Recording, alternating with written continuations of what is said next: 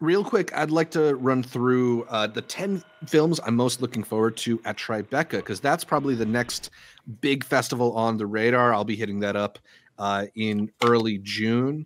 And there's a bunch of movies that are playing there that I think sound really exciting. We'll go over this a bit quickly because, unlike you, and I haven't had the chance to see all these movies yet, but we'll be back with reviews of them in a couple weeks. But let me start out shouting out Adult Best Friends. This is a film that's in the U.S. Narrative Competition, and it co-stars its co-writers Katie Corwin and Delaney Buffett. They play a pair of friends who are going on a trip ostensibly going on a trip to celebrate one of their engagements, but turns out to have some alternate plans in mind in terms of staging kind of a break in their friendship. It's got some interesting cast members as well, with Mason Gooding, Zachary Quinto, Cassie David, Casey Wilson. Seems like it could be a fun comedy as part of the Tribeca Film Festival. I'm also looking forward to this film called Darkest Miriam. This movie stars Britt Lower, who you may recognize from Apple TV Plus's Severance.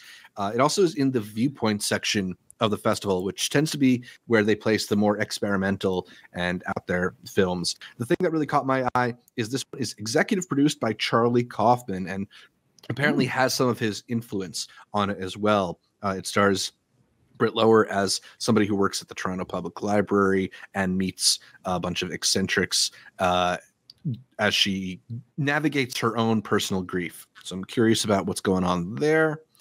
Also looking forward to Firebrand. This is a film that caught this one last year. Oh, yeah? Yeah. What did you think about it? This was, by the way, by another director who had a film in competition this year again, Motel Destino, which I didn't like. And this one is also not. It's like a 5 out of 10. It's all right. It's all right. You're not going to remember it in a couple of years. Yeah. So Jude Law plays King Henry the Eighth. Alicia Vikander, one of his wives, his sixth wife. Some interesting actors in this one. So I don't know. Maybe I'll like it more than you, and we'll find out. This one is the North American premiere of La Cochina, which is the new film from Alonso Ruiz Palacios, who made a film that I know a lot of people really like in Güeros. I don't know if either of you have had a chance to catch Güeros, but it has a pretty good reputation. This film sees him working with Raul Briones and Rooney Mara as they play a couple in a tumultuous affair. It looks like it's shot in black and white as well. I'm curious to check this one out. Another one that premiered at a different festival that I'll be catching up with. Hey, TIFF. Absolutely. Kill, the Indian midnight film that, as far as I could tell, was the biggest hit in TIFF's midnight category. This is supposedly just a nonstop, brutal action film. I'm really excited for this one. I've heard it's pretty sick. Also in the midnight section is Mars. This is an animated comedy, and it comes from the Whitest Kids You Know, that comedy group, which features none other than Zach Kreger, who recently came to fame through his work on was it Barbarian? Am I missing? Barbarian director. Yeah, exactly. The director of Barbarian. So he's back as a co-screenwriter on this movie. Honestly, that's my biggest pull. I liked some of the Whitest Kids You Know's sketches, so hopefully this one is funny. Probably the film that I'm most excited for, the film that I know a bunch of people are probably going to be excited for, is Sacramento. This is a movie in which Michael Angarano is the lead character. He's also the co-writer and director of this film. Sky High? Yeah. And he goes on a road trip with his best friend, played by Michael Cera, who's married to Kristen Stewart. And along the way, they encounter Maya Erskine. So just plenty of incredibly charming actors at the center of this one. I'm always down for a good road trip buddy comedy, and this one is playing the U.S. Narrative Competition. So I'm excited to see this movie.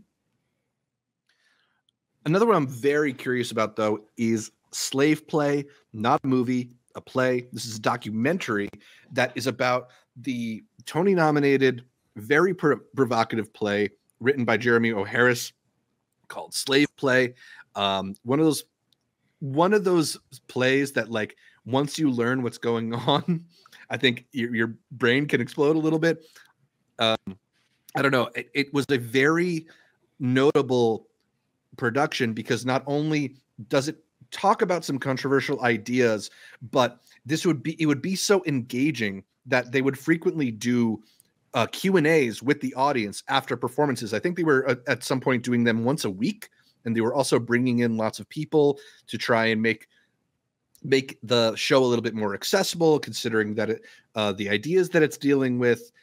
I didn't get a chance to see the play. I've talked to people who have. I'm very curious about it. This will be my dipping a toe into the world of Slave Play because I'm very curious about it. And, you know, Jeremy O'Harris is a really interesting guy. I feel like every single film festival I go to, he's there. We saw him walk in the streets of Sundance earlier this year. We saw him rip his pants at I forgot what the first one, early. Ooh, it's probably Zola, I think. Yeah. Yeah, Jeremy O'Harris. Yeah, so I'm very curious to see what we ultimately get here, especially considering the way that they've titled this film. I'm excited to check out Swimming Home. This is in the International Narrative Competition, and the things that jump off of the screen to me are it stars two of my favorite contemporary actors in Mackenzie Davis and Christopher Abbott. Like, that's enough to get me in the door. Wow.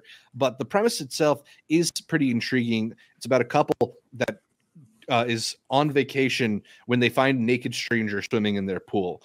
This is also a film that is produced outside of the U.S., and I always find it interesting when Hollywood actors attach themselves to non-American productions. So I'll definitely be checking that one out.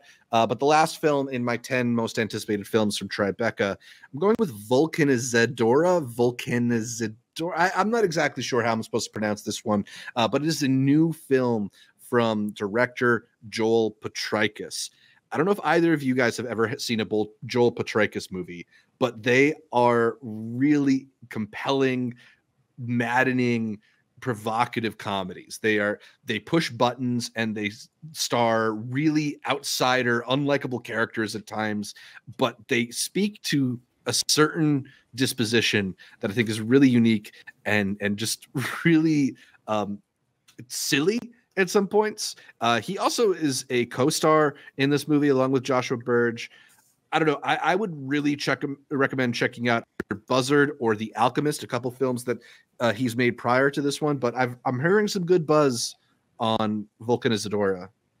So yeah, hopefully this one turns out to be an exciting one, and all these movies turn out to be exciting selections from Tribeca 2024. When does it start?